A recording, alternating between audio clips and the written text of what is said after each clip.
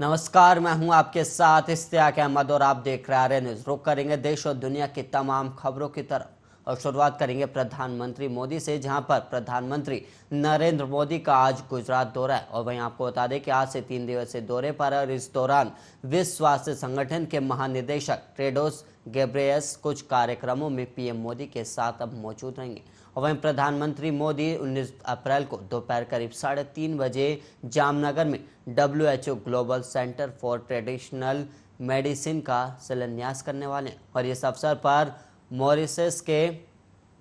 प्रधानमंत्री प्रविंद कुमार जगन्नाथ और विश्व स्वास्थ्य संगठन के महानिदेशक डॉक्टर टेड्रोस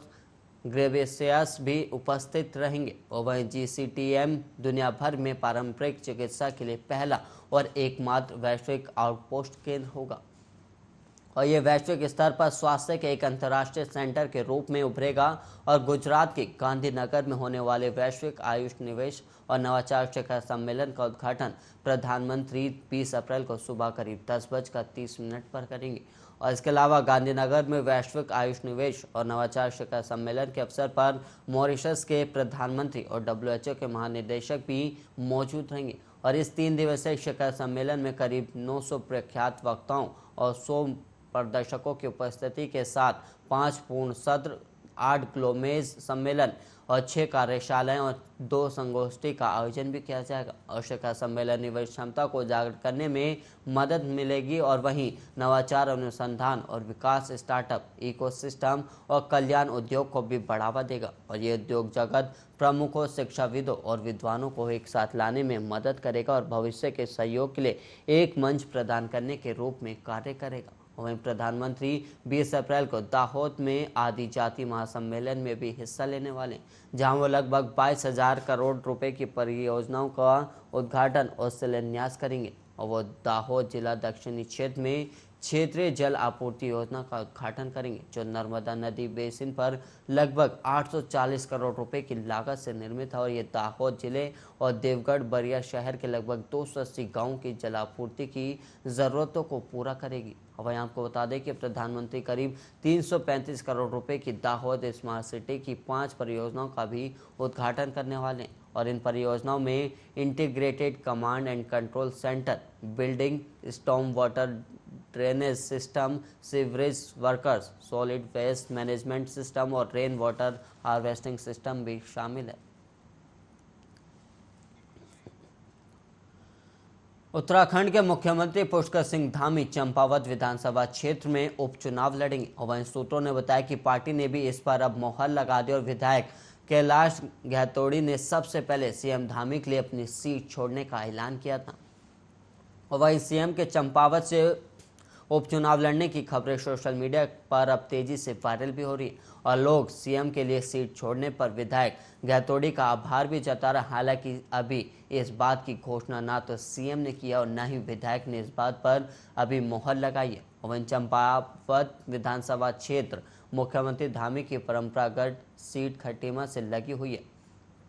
और साथ ही विधानसभा के मैदानी क्षेत्र बनबसा और टनकपुर क्षेत्र में पिथौरागढ़ जनपद के रहने वाले मतदाताओं की संख्या काफ़ी अधिक है। और CM धामी भी मूल रूप से पिथौरागढ़ के जनपद के ही रहने वाले हैं। वहीं सूत्रों के मुताबिक विधायक गहतोड़ी 1-2 दिन में CM धामी के लिए विधायकी से अपना इस्तीफा देंगे। और वहीं वो विधायक पिछले कुछ दिनों से विधानसभा क्षेत्र के भ्रमण पर भी हैं और जनसभाओं में वो CM धामी के चंपावत से उपचुनाव लड़ने की चर्चा कर उन्हें विजयी बनाने की अपील भी कर रहे हैं।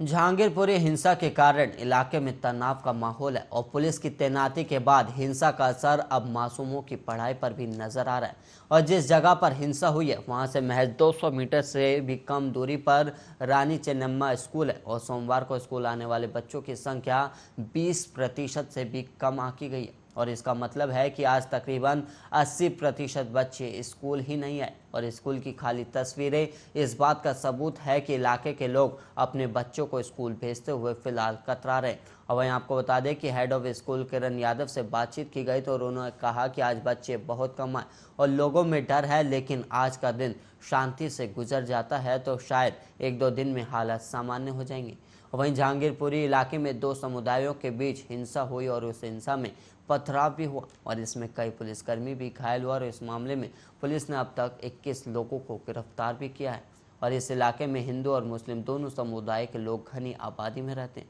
और हिंसा की घटना के बाद इलाके में पुलिस फोर्स तैनात है, जिसमें दिल्ली पुलिस के साथ साथ पैरामिलिट्री फोर्सेस भी इलाके की स्थिति को काबू करने के लिए तैनात की गई है। और गौरतलब है कि जहांगीरपुरी हिंसा मामले की जांच औपचारिक तौर पर क्राइम ब्रांच के हवाले की गई और एक डीसीपी की देखरेख में 5 एसीपी 10 इंस्पेक्टरों की टीम बनाई गई और सबको अलग अलग काम सौंपा गया और 14 एंगल्स को ध्यान में रखते हुए क्राइम ब्रांच जांच कर रही है।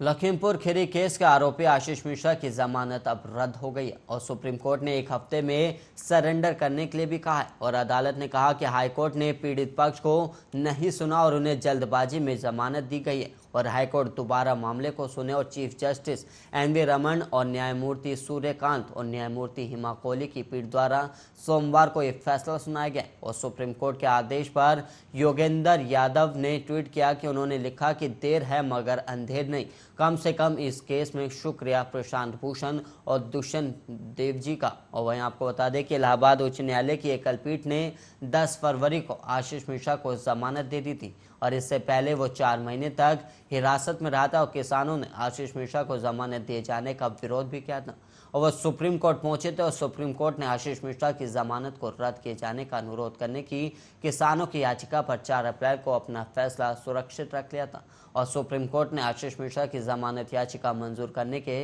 इलाहाबाद उच्च न्यायालय के आदेश पर भी सवाल उठाए थे और कहा था कि जब मामले की सुनवाई अभी शुरू होना बाकी है तो पोस्टमार्टम रिपोर्ट और चोटों की प्रकृति जैसी अनावश्यक बातों पर गैर और गौर नहीं किया जाना चाहिए। और विशेष पीठ ने इस तथ्य का कड़ा संज्ञान लिया था कि राज्य सरकार ने न्यायालय द्वारा नियुक्त विशेष जांच दल के सुझाव के अनुसार उच्च न्यायालय के आदेश के खिलाफ याचिका दायर नहीं की गई। और वहीं गौरतलब है कि किसानों का एक समूह बीजेपी के नेता केशव प्रसाद मौर्य के दौरे के खिलाफ पिछले साल 3 अक्टूबर को प्रदर्शन कर रहा था और तभी लखीमपुर खीरी में एक एसयूवी ने 4 किसानों को कथित तौर पर कुचल दिया था, जिससे गुस्सा प्रदर्शनकारियों ने बीजेपी के 2 कार्यकर्ताओं और एक चालक को कथित तौर पर पीट कर मार डाला और इस हिंसा में एक स्थानीय पत्रकार की भी मौत हो गई थी।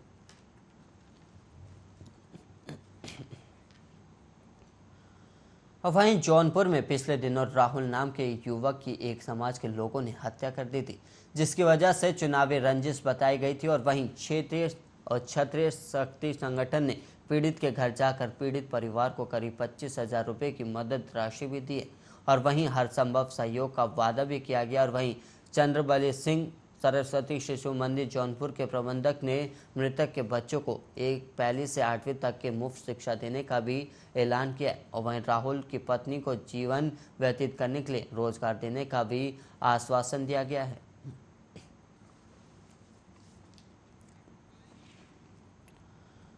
वहीं जहांगीरपुरी हिंसा को लेकर एक बड़ा खुलासा सामने आया और इलाके के जिस कुशल चौक पर शोभा यात्रा के दौरान हिंसा हुई उस सी ब्लॉक कुशल चौक का कनेक्शन 2020 में हुए दिल्ली दंगों से भी सामने आ रहा है और वह नॉर्थ ईस्ट दंगा की जो चार्जशीट स्पेशल सेल ने अदालत में दाखिल की थी उस चार्जशीट में यह खुलासा हुआ है कि दिल्ली पुलिस स्पेशल सेल ने चार्जशीट में लिखा था कि सीए और एनआरसी के दौरान जहांगीरपुरी के सी ब्लॉक में से करीब 6 से 7 बसों में भरकर अवैध बांग्लादेशी महिलाएं और बच्चे और पुरुषों को शाहीन बाग प्रोटेस्ट में शामिल करने के लिए ले जाया गया था और इसमें करीब 300 लोग थे और वहीं चार्जशीट में ये भी लिखा है कि पथराव और दंगा करने यहाँ से भी लोग गए थे और दिल्ली पुलिस अब इन तमाम चीज़ों को ध्यान में रखते हुए इस हिंसा की जांच कर रही है और गौरतलब है कि जहांगीरपुरी हिंसा मामले की जांच औपचारिक तौर पर क्राइम ब्रांच के हवाले की गई है और वहीं एक डीसीपी की देखरेख में करीब 5 एसीपी 10 इंस्पेक्टरों की टीम बनाई गई और सबको अलग अलग काम भी सौंपा गया और 14 एंगलों को ध्यान में रखते हुए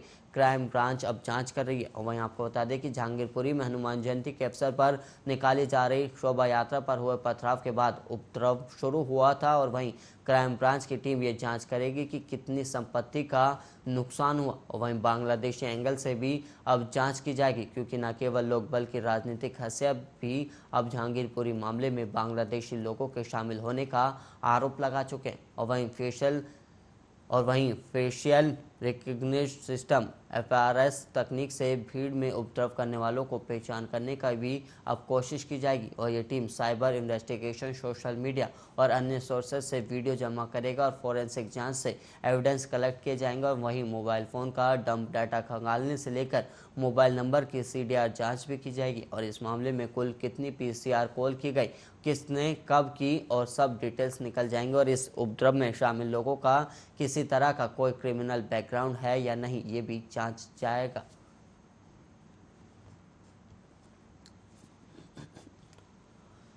वहीं हिमाचल प्रदेश के ऊना जिले के अंब उपमंडल के मुबारिकपुर में 3 दिवसीय धर्म संसद के पहले ही दिन भड़काऊ भाषण देने को लेकर अब विवाद खड़ा हो गया। वहीं पुलिस ने आयोजनकर्ता को भड़काऊ भाषण न देने के लिए नोटिस भी जारी किया और फिलहाल किसी भी अप्रिय घटना से बचने और सुरक्षा के लिहाज से भारी पुलिस बल बुला लिया गया है और मौके पर बटालियन की 2 टुकड़ियां भी पहुंच गई और वहीं अक्सर अपने बयानों को लेकर विवादों में रहने वाले गाजियाबाद के डासना स्थित देवी मंदिर के महंत यति नरसिंहानंद सरस्वती ने कहा कि केवल दिल्ली ही नहीं पूरे देश में हिंसा हो रहा है और कहाँ नहीं हो रहा। उन्होंने कहा कि उनकी जनसंख्या उनकी ताकत है और साल 2029 में भारत का PM मुसलमान बनेगा। और महंत ने यह भी कहा कि मुसलमान PM बनते ही 50% हिंदू धर्म परिवर्तन कर लेंगे और इस्लाम का राज आने पर यहाँ भी हिंदुओं के साथ वही होगा जो कश्मीर और पाकिस्तान में हुआ है। और उन्होंने आगे कहा कि पहले केवल कश्मीर में हिंदुओं की शोभा यात्रा पर पथराव और पूरे देश में हो रहा है और वहीं कश्मीर वाली स्थिति पूरे देश में हो रही है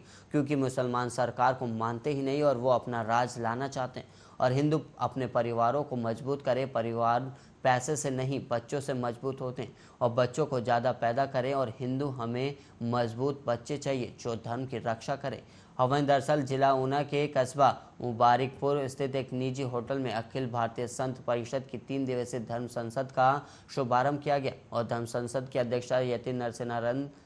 खुद कर रहे थे और उन्हीं के शिष्य यति सत्यवानंद सरस्वती द्वारा इस धर्म संसद का आयोजन किया गया और सनातन धर्म के संरक्षण और हिंदू समाज के विभिन्न धार्मिक पर्वों के सुरक्षित आयोजनों के चिंतन मनन को लेकर संत समाज के साथ साथ हिंदू संगठनों के प्रचार को और अन्य लोगों द्वारा ये धर्म संसद बुलाई गई और संत समाज का कहना है कि वर्तमान परिदृश्य में हिंदू अपने ही देश में असुरक्षित हो चुके हैं और परिस्थिति ये है कि चाहे कोई भी राजनीतिक दल हो वो राजनीतिक महत्वाकांक्षाओं के चलते हिंदू हितों को कुचलने में कोई कमी नहीं रख रहा है जिससे हिंदू संस्कृति का लगातार पतन जारी है।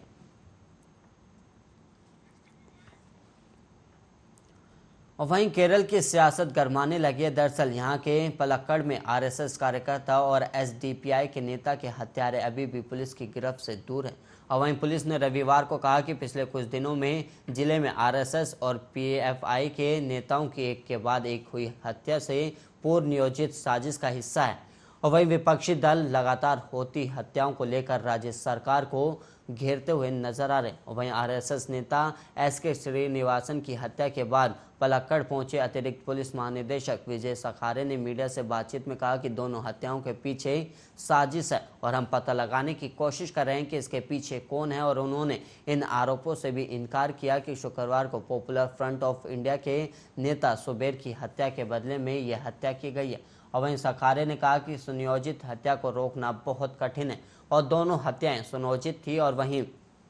विजय सखारे ने आगे कहा कि दोनों मामलों में अभी किसी को गिरफ्तार नहीं किया गया लेकिन कई संदिग्ध पुलिस की हिरासत में हैं जिनसे पूछताछ जारी है और पूछताछ के आधार पर जल्द ही गिरफ्तारी भी की जाएगी। और उन्होंने ये भी कहा कि हत्याओं की जांच के लिए 2 विशेष जांच दल गठित किए गए हैं और वहीं पुलिस को कुछ ठोस सुराग भी मिले हैं। और वहीं RSS के पदाधिकारी श्रीनिवासन पर शनिवार को मैलमुरी में 6 लोगों ने हमला किया था और इससे पहले शुक्रवार को जिले के एलापुल्ली में सुबेर की तब हत्या कर दी गई थी जब वो नमाज के बाद मस्जिद से अपने पिता के साथ घर लौट रहे थे और 5 महीने पहले कथित SDPI कार्यकर्ताओं ने स्थानीय RSS नेता संजीत की उसी इलाके में हत्या कर दी थी और वहीं हत्या हुई। और वहीं आपको बता दें कि PFI ने शुक्रवार को आरोप लगाया था कि सुबेर की हत्या RSS कार्यकर्ताओं ने की और केरल में पिछले कुछ महीनों में BJP, RSS और SDPI और PFI से जुड़े लोगों की एक के बाद एक हत्या की इस तरह की दूसरी घटना है। और पिछले साल दिसंबर में अलापुजा में भी 24 घंटे के भीतर SDPI के एक नेता और BJP के एक नेता की हत्या हुई थी।